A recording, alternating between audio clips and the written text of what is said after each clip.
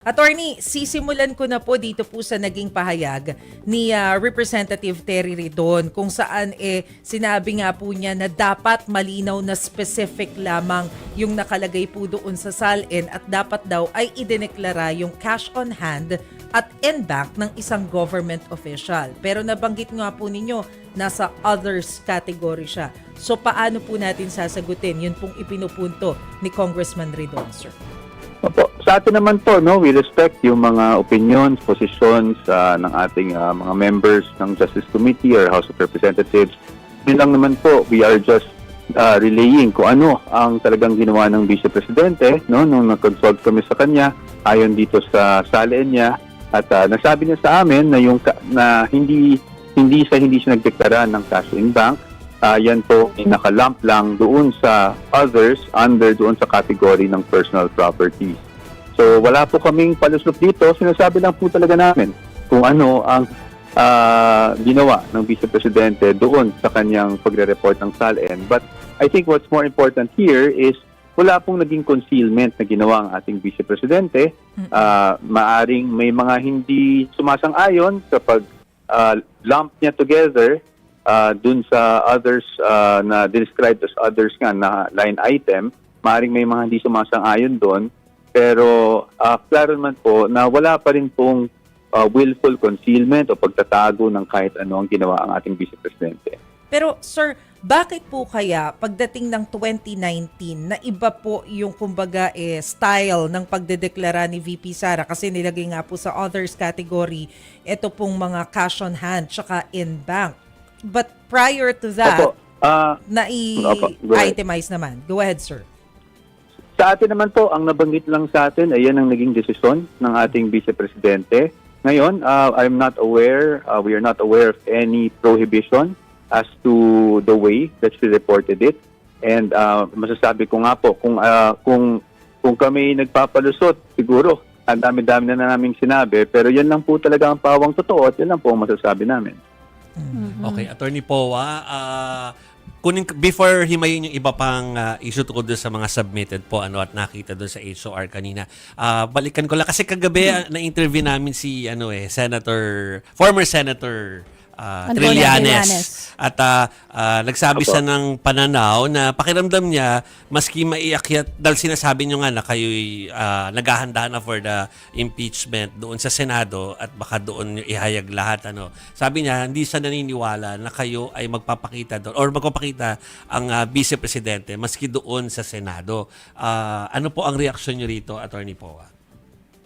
Well, antabayanan na lang po natin. Yan po ay pananaw ng ating former senator. He's entitled to his opinion and of course, we will always respect. Sabi ko nga, kami naman ang naging posisyon ko, lalong-lalo na ako, is I respect the personal views kahit na para sa atin o against sa atin. Pero antabayanan na lang natin kung talagang aakyat sa Senado ito dahil kami naman po, yung buong defense team ay naghahanda para sa trial. Last year pa naman po naghahanda na kami.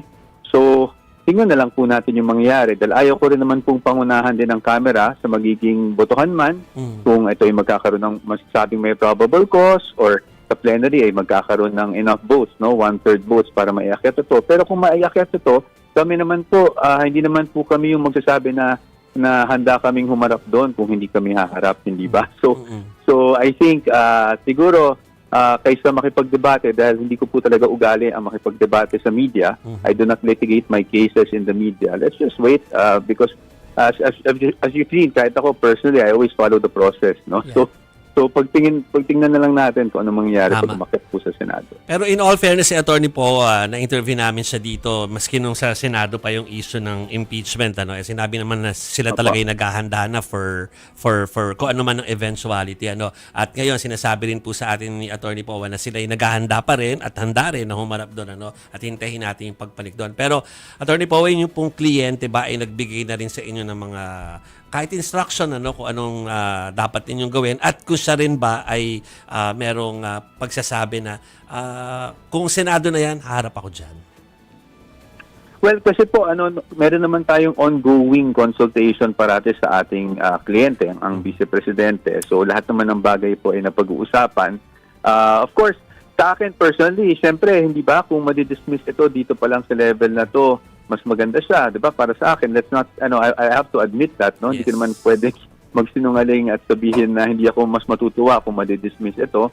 Pero kung umakyat man to sa Senado, kahit naman po last year, ang ating Vice Presidente handa ng tugunan o lumisponde sa lahat ng mga aligasyon laban sa kanya.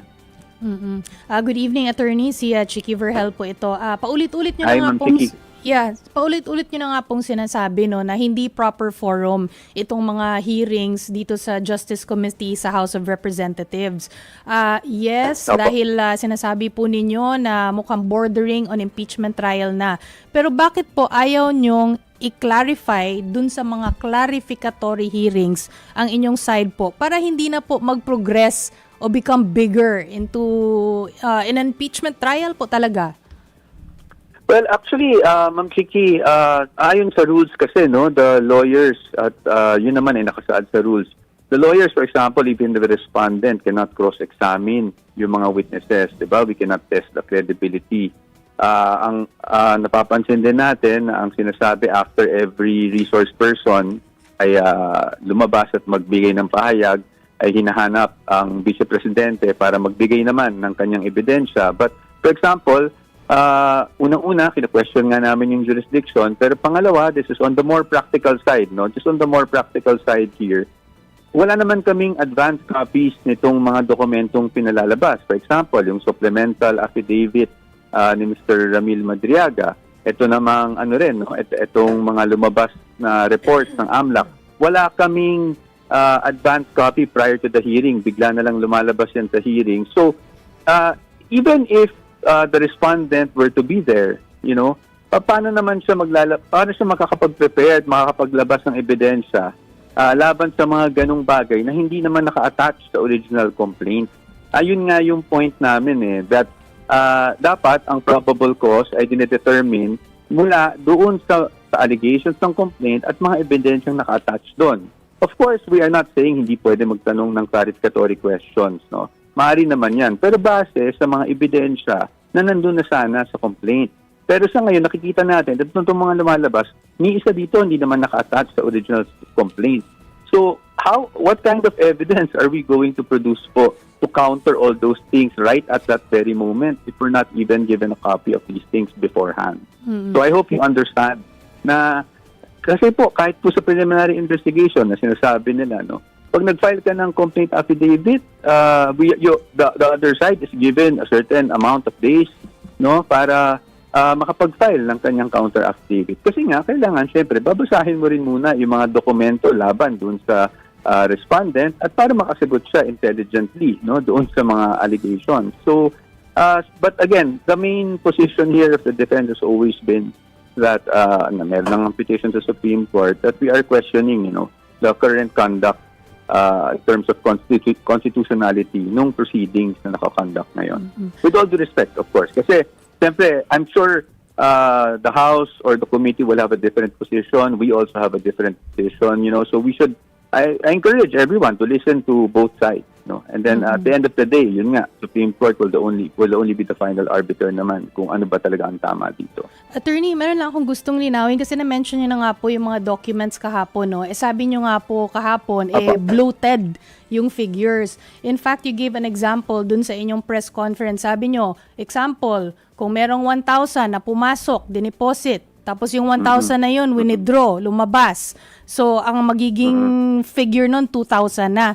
Imbis na 0, di ba? Kasi pumasok, lumabas, dapat 0 na dun sa bank account mo. Ngayon, sabi nyo rin po kahapon, merong nag-suggest, bakit hindi na lang natin inet para hindi 2,000 ang lalabas? Di ba? Para 1,000 minus 1,000 is 0.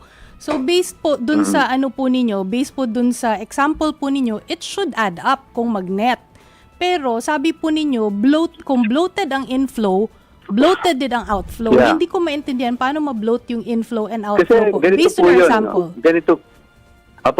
Ganito po yun, no? Kasi ang nangyayari po sa reports, ang nature ng reports ng AMLAC is transactional. So per transaction po yan. So lahat po ng transaction na pumasok over time, ina-add po lahat yan. Doon naman po so ibig sabihin, lahat ng deposit nyo sa isang bank account, ina-add po nila lahat yan as inflows, hindi po ba? Tapos lahat naman ng withdrawals, whether it be to another bank account o talagang withdrawal lang in cash, ay nandun naman po sa outflows nila. Ngayon, this spans over, well, in this case, over 18 to 19 years, hindi ba? So it doesn't accurately show kung ano po talaga yung naging account balances, no, nung mismong account na yon, nung mismong bank account na yon. And this is not the first time na nagsabi nun. Even AMLAC itself, no, back in 2017, issued an official statement na yung mga ganito are just aggregates and it doesn't show at any one time kung magkano talaga ang laman ng isang bank account. Kasi nga po, transactions po yung binibilang, hindi po yung mismong perang nasa loob. So hindi po magiging accurate ito to determine kung magkano po talaga ang perang nasa loob. And if you add all your deposits, all my deposits, for example, from 2006 po yata nagsimula, no? To 20, I'm not sure kung 2025, inaabot ng report. If you add all of that, talaga po, yun ang pong ibig ko sabihin ng bloated. Na lalaki po talaga yun kasi sa daming beses na nag-deposit ka sa account mo, ang laki-laki ng number. Of course, aside from that, hindi ko rin po kasi, kaya sabi namin, wala kaming sinasabing false, no? Yung report or anything like that. Ayaw naming magsabi ng ganyan. What we are saying lang is ganun ang way of reporting, plus hindi din clear sa atin, 'di ba? Sa ngayon kung ilan yung accounts involved dito sa mga transactions na ito. So we cannot really accurately say, no? Hindi natin pwede sabihin na nagkaroon ng 6 billion or 3 billion or 2 billion man lang ang vice presidente sa isang sa loob ng kanyang bank account na hindi niya ni-report. Okay. Okay.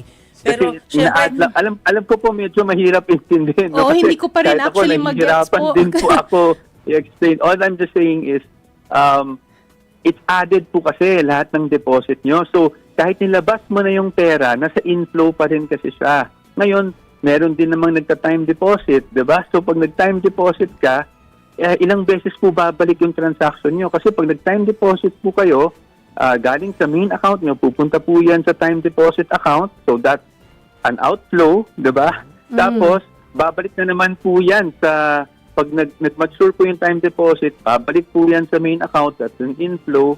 Tapos pag gusto nyo i-roll, babalik na naman sa another time deposit account, magiging outflow. So, it's really the same money, but you're counting it several times.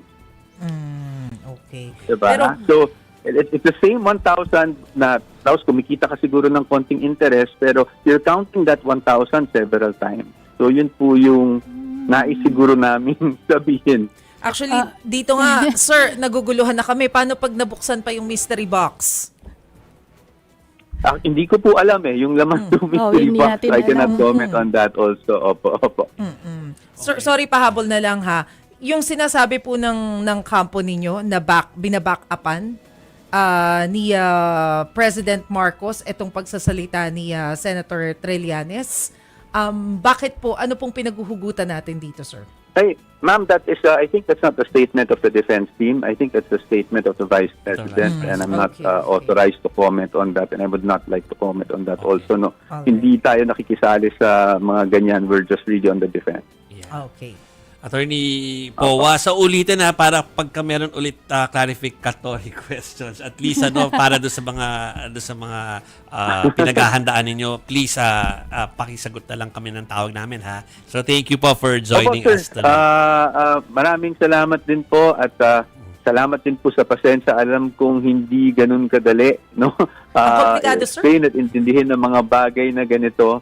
Ang sinasabi lang namin talaga is kasi iba yung transactions, iba yung account balances, 'di ba? Yung mismong pera na nasa account basically. Okay. So, ang sinasabi lang naman natin sa tao is just to take this with caution, no? Na hindi conclusive ang mga ito na nagkaroon ng billion-billion, and the Vice President herself has already denied categorically she has received or had any that massive amount of money or anything remotely even close to it, no, sa kanyang accounts, and that she has faithfully reported everything in her salary.